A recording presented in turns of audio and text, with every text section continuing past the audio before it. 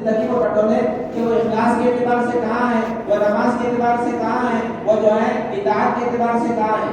خطابی علیہ رحمہ فرمایا کرتے تھے نا کہ اللہ تبارک و تعالیٰ نے انسان کو جو ہے 5 ارکان دیے ہیں اور 5 بھی انسان کے فائدے کے لیے دیے ہیں۔ تو جو فائدہ نظر آنا چاہیے ہر چیز کا فائدہ نظر نہیں آ رہا۔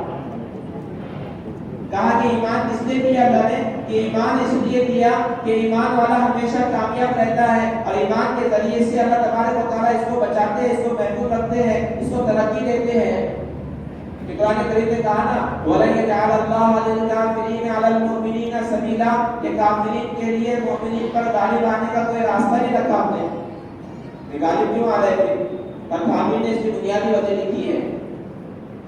تنخواہی نے لکھا ہے کہ 2 چیزیں ہیں جو امت کے اندر آ گئی ہے، یا تو امت شرک خفی میں مبتلا ہے یا تو امت شرک جلی کے اندر مبتلا ہے، یا تو امت شرک خفی میں مبتلا ہے یا تو امت شرک جلی کے اندر مبتلا ہے۔ شرک خفی کیا ہے کہ اندرونی شرکوں میں مبتلا ہے۔ سب یہ کہہ رہے ہیں کہ حکومت سے ہو رہا، دعویٰ کو ساتھی بھی یہ کہہ رہا حکومت سے ہو رہا، نہیں، سب یہ کہیں گے، سب کوئی کچھ بھی کہے گا ہم یہ کہیں گے اللہ سے ہو رہا ہے۔ جو کیا وہ بھی اللہ نے کیا، جو ہو رہا ہے وہ بھی اللہ کر رہے ہیں، جو آئندہ ہوگا وہ بھی اللہ کریں گے، یہ کہو۔ یہ ہے شرک خفی۔ دل میں یہ بات لے کر آنا کہ یہ حکومت سے ہو رہا ہے، جیسا یہ چاہیں گے ویسا کریں گے، نہیں، یہ تو دوسروں کے جملے، یہ تو اغیار کے جملے ہیں۔ میرے اپنے جملے یہ ہونا چاہیے جو اللہ نے چاہا وہی ہوا ہے، جو اللہ چاہتے وہی ہوتا ہے۔ حضرت عبداللہ بن عباس کی کندھے پر نبی نے ہاتھ رکھا، کہو میرے بیٹے دستان کا فاستعین باللہ، جب اللہ سے کسی سے مانگنا ہو تو اللہ ہی سے مانگا کر، اور جب کسی کے سامنے تجھے ہاتھ پھیلانا ہے تو اللہ کے سامنے ہاتھ پھیلایا کر۔ اور یہ کہا نبی نے اور میرے بیٹے ساری دنیا کی طاقت اگر تجھے نقصان پہنچانے پر آ جائے اتنا ہی نقصان پہنچائے گی جتنا اللہ نے تیرے مقدر میں لکھ دیا۔ ساری دنیا کی طاقت اگر تجھے نفع پہنچانے پر آ جائے اتنا ہی نفع پہنچائے گی جتنا اللہ نے تیرے مقدر میں لکھ دیا ہے۔ ہم یہ کہیں گے، ابھی علیہ رحمہ نے لکھا ہے یہ ہے شرک خفی، کہ اندر سے اغیار کو بولنا، اور شرک جلی یہ ہے کہ براہ راست جو ہے کسی کی پوجا کرنا۔ یا تو یہ امت شرک خفی میں مبتلا ہوئی ہے یا تو یہ امت شرک جلی کے اندر مبتلا ہوئی ہے، اس لیے جو ایمان کا فائدہ ہونا ہے یہ فائدہ نظر نہیں آتا۔ جیسے قرآن کریم نے کہا نا لَن يَجْعَلَ اللَّهُ لِلْكَافِرِينَ عَلَى الْمُؤْمِنِينَ سَبِيلًا، کافرین کے لیے اپنے ایمان والوں پر غالب آنے کا کوئی راستہ نہیں رکھتا ہے۔ یہ غالب آنے کی بنیادی وجہ یہ ہے۔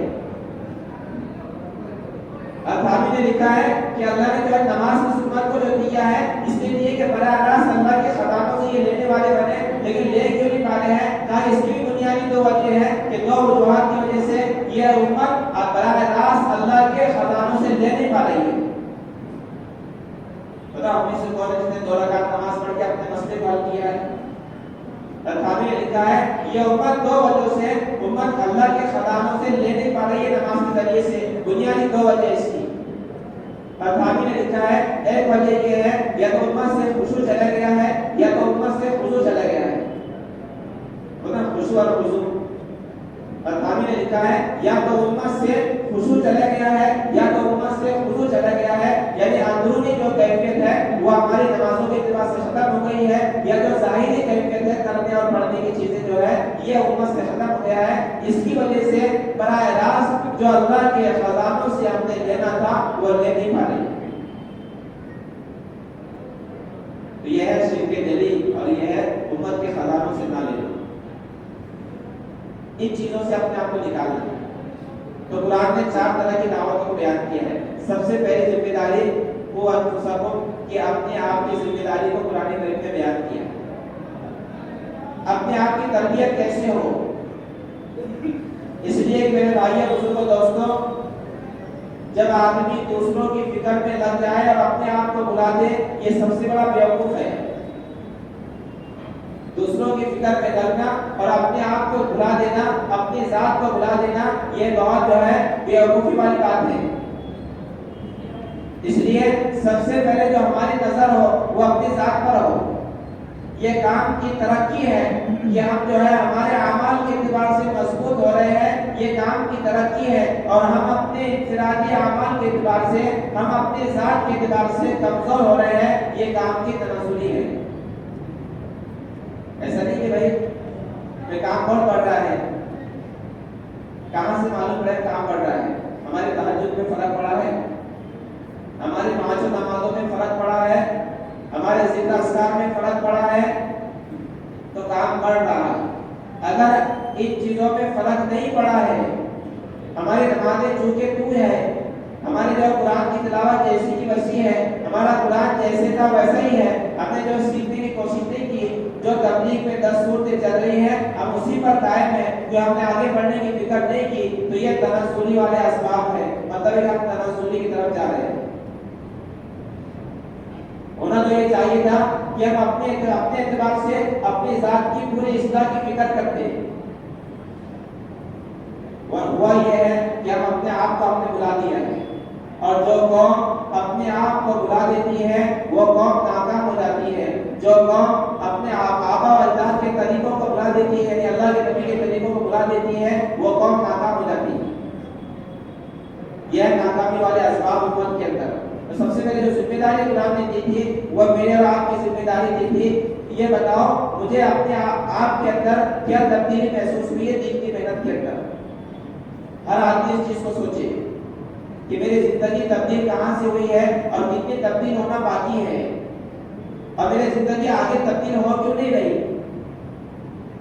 اس لیے کہ جب میں تڑپ لے کے چلا تھا تبلیغ کے اندر، اس وقت میں نے اپنی نماز کو درست کیا تھا۔ جب میں شروع میں تبلیغ میں چلا تھا تو میں نے جو ہے اپنے جو کرنے اور پڑھنے کی چیزوں کو درست کیا تھا، میں نے جو ہے دعائیں سیکھی تھی، جو میں آگے جیسا میں آگے بڑھتا گیا میں نے اپنے آپ سے غفلت برتی، جیسے میں نے اپنے آپ سے غفلت برتی تو میں 10 صورتوں پر باقی ہوں، اس سے آگے میں نہیں بڑھا۔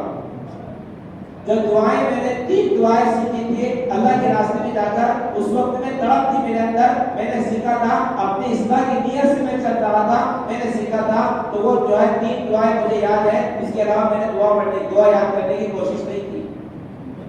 میں نے سورہ فاتحہ تک کا ترجمہ دیکھنے کی فکر نہیں کی۔ یہ ہے اپنے آپ کی جو ہے تربیت، اس پہ غور کرو۔ ترقی کب ہوتی ہے؟ تعلیم کی ترقی ہوتی ہے۔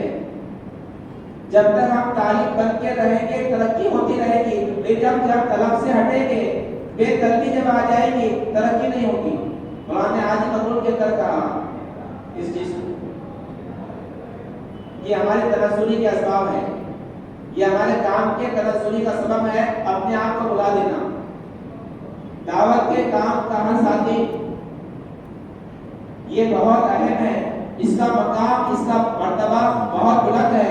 کیوں بلند ہے؟ میرے نبی نے کہا من امر بالمعروف ونہی عن المنکر فہو خلیفۃ اللہ فی الارض وخلیفۃ کتابہ وخلیفۃ رسولہ، کہ جو کیا کرے دین کی محنت کرنے والے لوگ ہیں وہ زمینوں کے اندر اللہ کے خلیفہ ہیں اور اللہ کے رسول کے خلیفہ ہیں اور قرآن کریم کے خلیفہ قرار دیا ہے۔ تو جو کام اصل کا ہوتا ہے وہ کام خلیفہ کا ہوتا ہے۔ بتاؤ جو کام اصل کا تھا وہ کام کو صحیح طور سے ہم نے لیا ہے؟ اللہ کے نبی کی زندگی ہمارے لیے آئیڈیل ہے، ہمارے لیے نمونہ ہے کہ وہ زندگی کو ہم نے لیا ہے اپنے اندر۔ میرے بھائیوں بزرگوں دوستوں، ہر گھر کے خاص لوگ ہوتے ہیں، دین کی محنت کرنے والے، دعوت کی محنت کرنے والے، یہ خاص الخاص ہے۔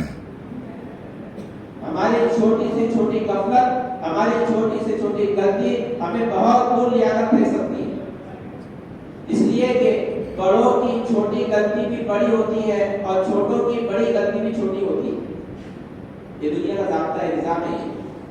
تو ہماری چھوٹی سی غفلت، اور اس وقت میں ایک اللہ والے فرما رہے تھے، اس وقت میں امت پر جو سب سے بڑا عذاب ہے وہ غفلت ہے۔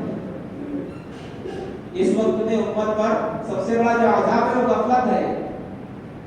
غفلت ایسی ہے کہ کھانا کھائے اللہ کا نام یاد نہ آئے، بیت الخلا جائے پھر بھی اللہ کا نام یاد نہ آئے، بیت الخلا سے خالی ہو کر آئے پھر بھی اللہ کا نام یاد نہ آئے، اب بے دینی کو اپنے آنکھوں سے دیکھ رہا ہے پھر بھی اس کے جو ہے چہرے پر جو بھی نہیں رہ رہی ہے، مطلب یہ غفلت میں پڑا ہوا ہے۔ اپنے آنکھوں آنکھوں سے یہ جو ہے برائیوں کو دیکھ رہا ہے، پھر بھی کوئی ٹینشن اس کے پاس میں نہیں ہے۔ ایک تنزلی کا سبب، بہت بڑا سبب میرے بھائی دوستو یہ ہے کہ ہم نے اپنے زندگی سے وہ حصے کو ختم کر دیا ہے جس کے لیے اللہ نے ہمیں بھیجا تھا، جس کے لیے امت کو بنایا تھا۔ بتاؤ ایک ملازم کی زندگی کے اندر دیکھو دین کی محنت کے لیے کیا نکالا اس نے اپنے زندگی سے۔ وہ دن میں کیا ہے، صبح میں 9 بجے اٹھتا ہے، اپنے ڈیوٹی جاتا ہے، شام میں آتا ہے، موبائل لے کے بیٹھا، اس کی زندگی ختم ہو گئی۔ ایک تاجر کو دیکھو، صبح میں دکان کھولا، دن بھر دکان پر رہا، گھر پہ آیا، تھوڑی دیر موبائل دیکھا، بیوی سے بھی بچوں کا ہنسی مذاق کیا، اس کی زندگی ختم ہو گئی۔ بتاؤ دین کی محنت کے لیے اس نے کیا کیا؟ ایک مزدور کو دیکھو، صبح میں اٹھا اور اپنے جو ہے ڈبہ لے کر گیا، دن بھر مزدوری کیا، شام میں تھک کر آ گیا، سو گیا، اس کی زندگی ختم ہو گئی۔ بتاؤ اس کی زندگی میں کہاں حصہ ہے؟ مزدور کا وہی حال ہے، ملازم کا وہی حال ہے، تاجر کا وہی حال ہے۔ بتاؤ دین کی محنت کون کرے گا پھر؟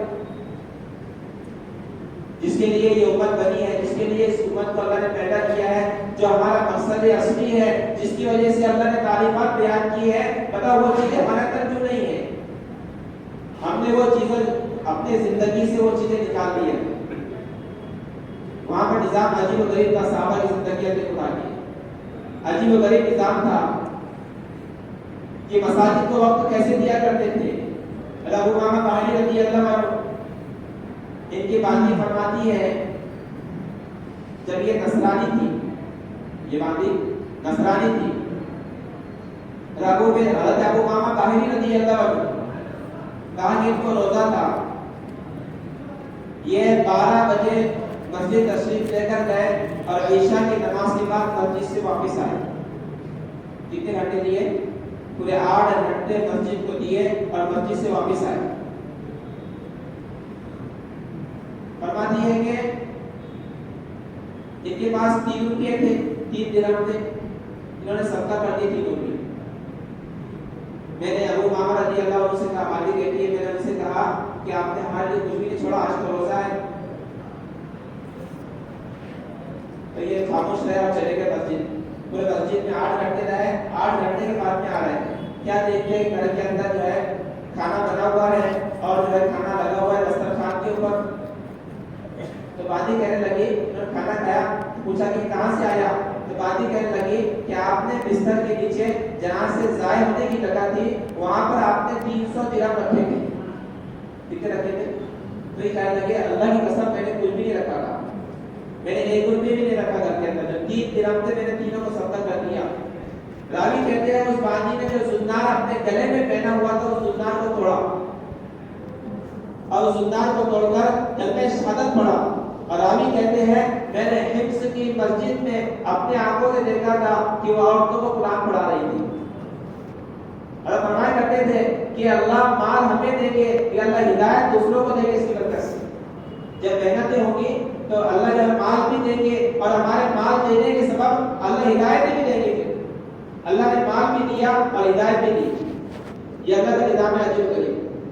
تو جو دعوت دیا، دعوت کی محنت جو اللہ نے ہم تمام کو دیا ہے، یہ معمولی محنت نہیں ہے، اس کو معمولی نہ سمجھو، یہ نسلوں کی آبادی کی محنت ہے۔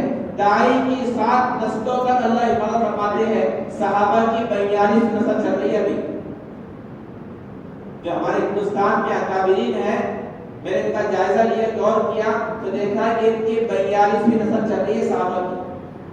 ابو بکر صدیق رضی اللہ عنہ کی 41ویں نسل چل رہی ہے، علی رضی اللہ عنہ کی 39ویں، کسی کی جو ہے 40ویں، عمر رضی اللہ عنہ کی 38ویں نسل ہے جس ہندوستان کے اندر چل رہی ہے۔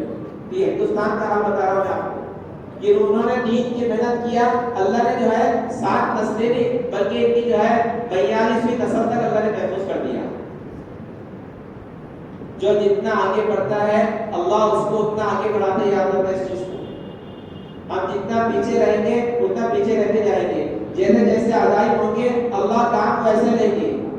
بقدر القدی تکتسب المعالی من طلب العلا سہر الليالي، کیا جیسے تم محنتیں کرو گے اللہ کام کو ایسے لیں گے، جیسی تمہاری نیتیں ہوں گی اللہ کام کو ایسے لیں گے۔ تمہاری نیتیں چھوٹی ہوں گی کام بھی چھوٹے ہوں گے، تمہاری نیتیں وسیع ہوں گی اللہ اپنے دنیا میں کام لیں گے۔ آج مسئلہ یہ ہو گیا کہ میں نے اپنی نیت کو کمزور کر لیا، اور ہر ایک جو ہے ملازم چاہے تاجر چاہے وہ جو ہے ایک نوکر کام کرنے والا ہو، ہر ایک کی نیت کیا ہو گئی ہے، ہر ایک کے عزائم ایک مخصوص ہو گئے ہیں کہ دن بھر مجھے یہ کام کرنا ہے۔ دعوت کی محنت کرنے والوں کا بھی حال یہ ہو گیا ہے میرے بھائی دوستوں، جب محنت چھوٹتی ہے تو پھر انسان کے سر میں ٹوپی رکھنا بھی مشکل جاتا ہے، پھر اپنے آپ کو مسلمان بتانا بھی مشکل جاتا ہے۔ ابھی کارگاہ سنانے کا حضرت بغلول کے اندر ایک دلی سے 45 کلومیٹر دور کی کارگاہ، ہریانہ کی کارگاہ، تو وہاں جماعت چل رہی ہے۔ تو انہوں نے یہ بتایا کہ مسئلہ کی جماعت ہے کہ ہماری جماعتیں زبردستی مقام میں گھس کے کیسا کر کام کر رہی ہے۔ کہا کہ عورتوں کے دل تو نرم ہے، لیکن مرد حضرات کا یہ حال ہے، یہ اپنے آپ کو مسلمان بتانے سے بھی ڈر رہے ہیں کہ میں مسلمان ہوں کر۔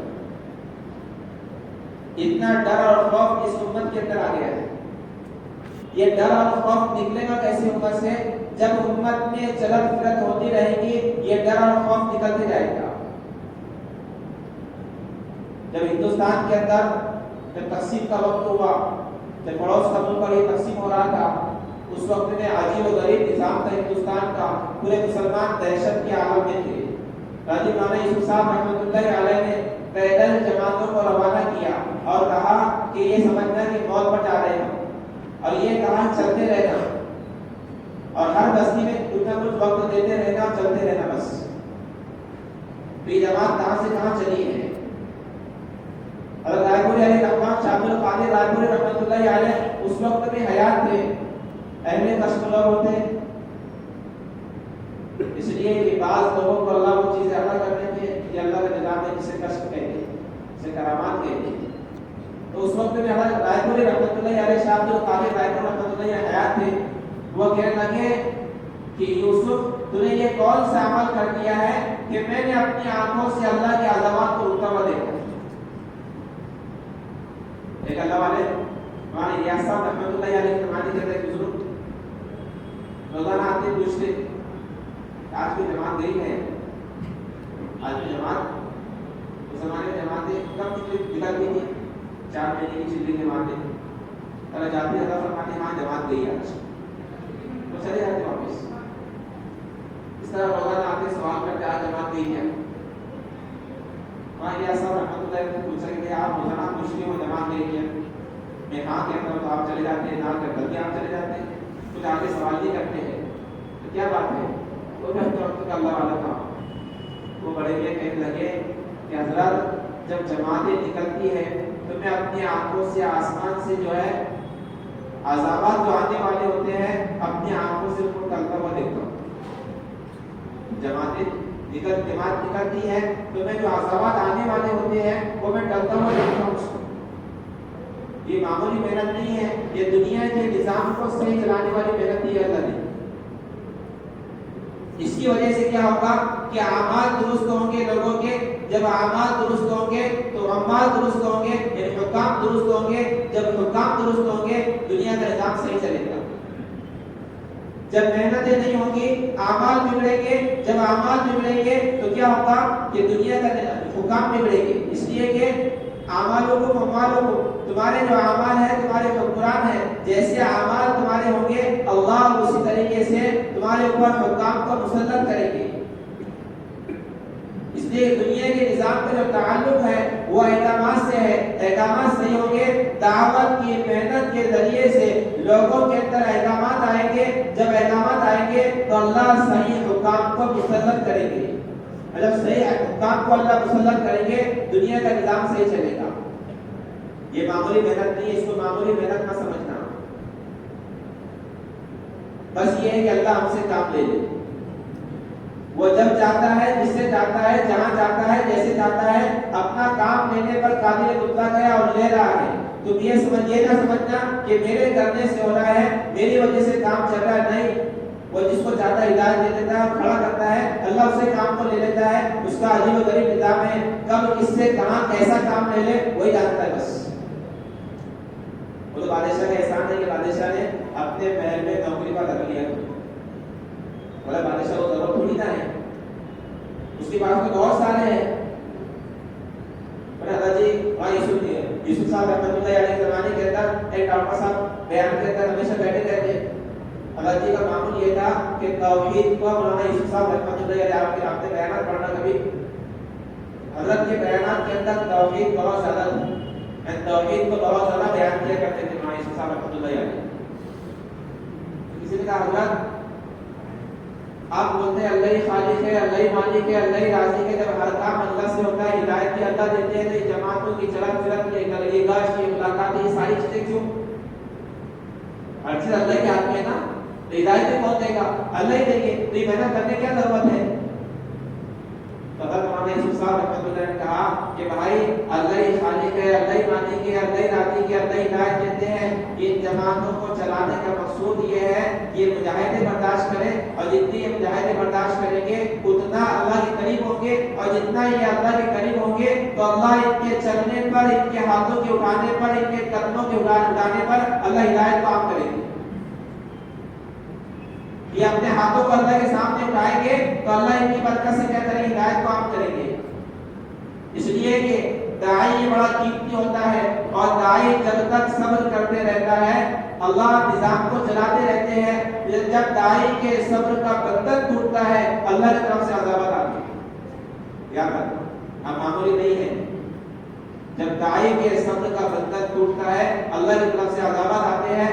حضرت نوح علیہ السلام محنت کرتے رہے 950 سال تک محنت کیے. قرآن نے محنت کو بیان کیا، انفرادی کی دعوت دی، اجتماعی کی دعوت دی، ہر ایک کے پاس میں جا کر دعوت دیا.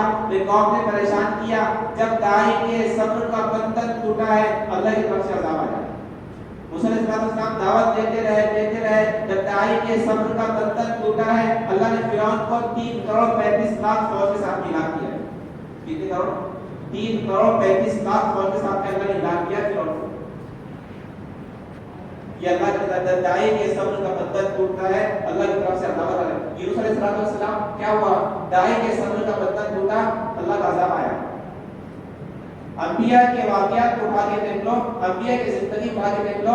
جب تک نبی صبر کرتا رہا، داعی صبر کرتا رہا، اللہ نے عذابات نہیں بھیجے ہیں. جب داعی کے صبر کا بندھن ٹوٹا ہے اللہ کی طرف سے عذابات آئے. معمولی لوگ نہیں ہو. دعوت کی محنت یہ معمولی محنت نہیں ہے. یہ دنیا کے اندر نظام خلافت کو قائم کرنے والی محنت ہے. یہ معمولی محنت نہیں ہے. یہ دنیا کے اندر اس نظام کو قائم کرنے والی محنت ہے جس نظام کو اللہ کے نبی لے کر آئے تھے. ہم تو دنیا کی خلافت سنبھالنے کے لیے آئے ہیں. ہم معمولی لوگ نہیں ہیں. ہمارا مقام بہت بلند ہے. ہم تو دنیا کے اندر خلافت کے نظام کو قائم کرنے کے لیے آئے ہیں. دنیا کے اندر خلافت کا نظام قائم کیسے ہوگا؟ یہ ہماری دعوت کی محنت سے ہوگا. یہ معمولی محنت نہیں ہے. اللہ نے اس محنت کے اندر جو ہے مال بھی رکھا ہے، اللہ نے عہدے بھی رکھا ہے، اللہ نے نسلوں کی حفاظت بھی رکھا ہے. صحابہ نے دین کی محنت کی ہے، آج تک اللہ نے نسلوں کو باقی رکھا. صحابہ نے دین کی محنت کی ہے. جن زمینوں پر چلے ہیں ان زمینوں کے اندر پیٹرول، ڈیزل، سونا، چاندی کو اللہ نے پیدا کیا ہے. ان کا داعی کا چلنا معمولی چلنا نہیں ہوتا ہے. آج تک نسلیں آباد ہیں. تو دین کی محنت یہ معمولی محنت نہیں ہے. تم لے کے کھڑے ہو جاؤ گے، اللہ کے لیے کرنے والے بنو گے، دوسروں کے لیے کرو گے، دوسروں کی وجہ سے چھوڑو گے، اللہ کے لیے کرو گے، موت تک کرتے رہو گے. اس لیے اس محنت کو اللہ کے لیے موت تک کرنا ہے. اللہ کے لیے کریں گے، چلتے رہیں گے. اسباب یہ مسبب الاسباب خود بنائے گا تمہارے لیے. شرط یہ ہے کہ ہم چلنا شروع کریں. مسئلہ یہ ہے میرا اور آپ کا کہ ہم نے اپنے آپ کو بہت کمزور بنا لیا اور احساس کمتری کے اندر ہم پڑ گئے. جب انسان احساس کمتری کے اندر پڑ جاتا ہے تو پھر اس کی تنزلی شروع ہو جاتی ہے. میرے بھائیو، بزرگوں، دوستوں، ہمیشہ ہماری نگاہ دین کی محنت کرنے والوں کی ہمیشہ نگاہ یہ مسبب الاسباب پر ہونا چاہیے، اس ذات پر ہونا چاہیے جو اسباب کو بنانے والے ہیں، جو اسباب کو جو حل کرنے والے ہیں، اس پر ہماری نگاہ ہونا چاہیے. یہ دین کی محنت معمولی محنت نہیں ہے، بہت اونچی محنت ہے. شرط یہ ہے کہ اس کو صحیح انداز کے اندر ہم کرنے والے بن جائیں. اگر رخ سے ہٹو گے، ٹرین پٹری سے ہٹتی ہے تو چل نہیں پاتی ہے، چاہے کتنی مضبوط کیوں نہ ہو. اگر ہم دین کی محنت کی ترتیب سے ہٹیں گے چل نہیں پائیں گے. جب تک پٹری پر رہیں گے، چلتے رہیں گے، آگے بڑھتے رہیں گے. جو انسان چل نہیں پا رہا ہے وہ دیکھنے میں پٹری سے ہٹا ہوا ہو کے نہیں ہو. ہر آدمی غور کریے، جس کی ترقی نہیں ہو رہی ہے اور جو آگے چل نہیں پا رہا ہے وہ اپنی زندگی کے اندر غور کر لے میں پٹری سے ہٹا کے نہیں ہٹا. غور کر لے اپنی زندگی، اس کو معلوم ہو جائے گا کہ میں اپنی پٹری سے ہٹ گیا ہوں، اس لیے آگے نہیں بڑھ پا رہا ہوں. اس لیے کہ بغیر پٹری کے چل نہیں سکتے. یہ بات تو طے ہے، بغیر دین کی محنت کے ہم چل نہیں سکتے. ہم اپنی زندگی کو اپنے غور کر لیں کہ اللہ مجھ سے کام کیوں نہیں لے رہا ہے. وہ تو کام لینے میں قادر مطلق ہے، اس نے تو جو اشرف المخلوقات نہیں ہے اسی بھی کام کو لیا. اس نے مجھ سے کام کو اللہ کیوں نہیں لے رہا ہے؟ بنیادی وجہ کیا ہے؟ اپنی زندگی میں غور کرو. اگر کوتاہیاں ہے تو اللہ کے سامنے رو، اللہ سے مانگو کہ اللہ کیا کیا وجہ ہے کہ مجھ سے کام نہیں ہو پا رہا ہے. تو نے تو عجیب و غریب مخلوقات سے کام کو لے لیا، میں تو اشرف المخلوقات ہوں، میں تو تیرے نبی کا امتی ہوں، مجھ سے کام کیوں نہیں ہو پا رہا ہے؟ اگر غور کریں گے اپنے زندگی کے اندر تو میرے بھائیوں بزرگوں دوستوں ضرور کہیں نہ کہیں کمزوری نظر آئے گی کہ اس وجہ سے اللہ مجھ سے کام کو نہیں لے رہے ہیں. بعض اعمال زندگی کے اندر ایسے ہوتے ہیں جس سے اللہ توفیق کو سلب کر لیتے ہیں. بعض اعمال زندگی میں ایسے ہوتے ہیں جس سے قرآن کی لذت کو اللہ چھین لیتے ہیں. بعض اعمال ایسے ہوتے ہیں کہ نمازوں کی لذت کو اللہ چھین لیتے ہیں. بعض اعمال ایسے ہوتے ہیں اللہ دین کی محنت کی لذت کو اللہ چھین لیتے ہیں. پھر دین کی محنت کے اندر کیا نہیں ہوتا؟ مزہ نہیں آتا ہے. جب بخار والے کو کیا ہوتا ہے کہ کھانا اچھا نہیں لگتا ہے، کہ کھانا لذیذ نہیں ہے. جس کو بخار آتا ہے وہ زبان جب اس کی کڑوی ہوتی ہے تو کیا ہوتا ہے اس کے ساتھ میں کہ ہر چیز کڑوی معلوم ہوتی ہے، مزہ نہیں آتا ہے. کہ کھانا خراب ہے؟ نہیں، کھانا خراب نہیں ہے، دین کی محنت خراب نہیں ہے، زبان ہماری کڑوی ہوئی ہے. یعنی کوئی نہ کوئی وجہ ہے جس کی وجہ سے اللہ ہم سے کام نہیں لے رہے ہیں. کوئی نہ کوئی گناہ زندگی میں ضرور ہے جس کی وجہ سے اللہ نے توفیق کو سلب کر لیا، اللہ نے توفیق کو چھین لیا. ترقی نہیں ہو رہی ہے، اس کی بنیادی وجہ یہی ہے. ہم ترسلی پر جا رہے ہیں، اس کی بنیادی وجہ یہی ہے کوئی نہ تو مجھ سے گناہ ہوا ہے جس کی وجہ سے اللہ مجھ سے کام نہیں لے رہے. یہ رونے کی بات ہے. صحابہ کرام ڈرا کرتے تھے، ذرا سے مجلس سے جو ہے اٹھے ہیں اور ہنسی مذاق کرنے لگے، فوراً ڈرنا شروع ہو گئے. اللہ حضرت کا واقعہ سنتے ہیں، ابو بکر صدیق رضی اللہ عنہ کا واقعہ سنتے ہیں کہ واقعہ بیان کر رہے ہیں کہ ہم تو منافق ہو گئے.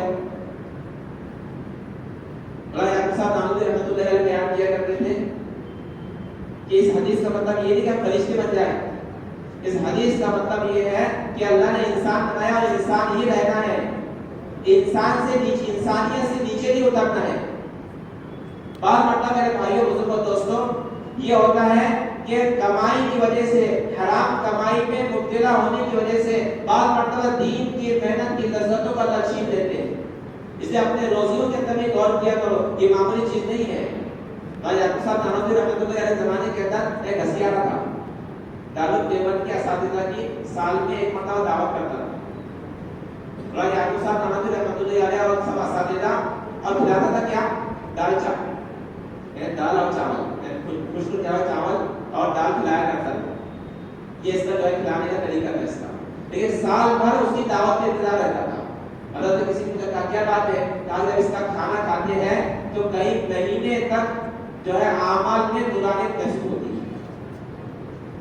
یہ ہسیارہ جب کھانا کھاتے ہیں نا تو کئی مہینے تک کہا کہ کئی مہینے تک لذتیں محسوس ہوتی ہیں.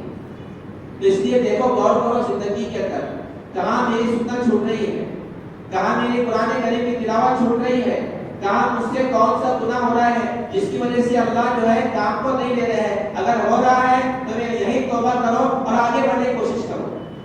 اس لیے کہ بہترین لوگ وہی ہے جو جس سے گناہ ہو جائے تو توبہ کر لیں. اگر زندگی کے اندر کوئی کمی کوتاہی ہو رہی ہے تو ضرور توبہ کرے اور آگے بڑھنے کی کوشش کرے. اگر حرام روزیوں میں مبتلا ہے تو اس سے ہٹ کر حلال روزیوں پر آ جائے. ضرور اللہ ہم سے کام کو لیں گے. تو کون چاہتا ہے کہ اللہ ہم سے کام کو لے؟ ہر کوئی چاہتا ہے کہ نہیں؟ ہر کوئی آگے بڑھنا چاہتا ہے کہ نہیں؟ کیا میں آگے بڑھوں، اللہ مجھ سے کام کو لے، اللہ میرے قصدوں سے کام کو لے؟ کون نہیں چاہتا ہے؟ اگر چاہتے ہم کام اللہ ہم سے کام کرے تو ہمیں اٹھنا ہوگا. حالات آئیں گے, مصیبتیں آئیں گی, پریشانی آئیں گی, ساری چیزیں ہوں گی, یہ سب اللہ کی طرف سے ہے. آزمائش بھی ہوتی ہے اور عذاب بھی ہوتا ہے. اگر ہم اللہ کی طرف متوجہ ہو گئے تو یہ آزمائش کی شکل بن جائے گی, اور اگر ہم جو ہے اللہ کی طرف متوجہ نہیں ہوئے تو یہ عذابات کی شکل بن جائے گی. اور عذابات کے اندر کوئی قوم قرآن اٹھا کے دیکھ لو, جس بھی جو ہے قوم کا واقعہ اللہ نے بیان کیا ہے, عذابات کے اندر اللہ نے کسی قوم کو کامیاب نہیں کیا, آزمائش کے اندر ہر ایک کو کامیاب کیا. تو زندگی کو ٹٹولو کہ میرے اوپر عذاب ہے کہ میرے اوپر جو ہے آزمائش ہے. اگر عذاب ہے تو توبہ کرنے کی بات ہے, آزمائش ہے تو جمنا ہے اور آگے چلنا ہے. جو نیت وسیع کر لیتے ہیں اللہ ان سے کہاں سے کہاں پہنچا دیتے ہیں.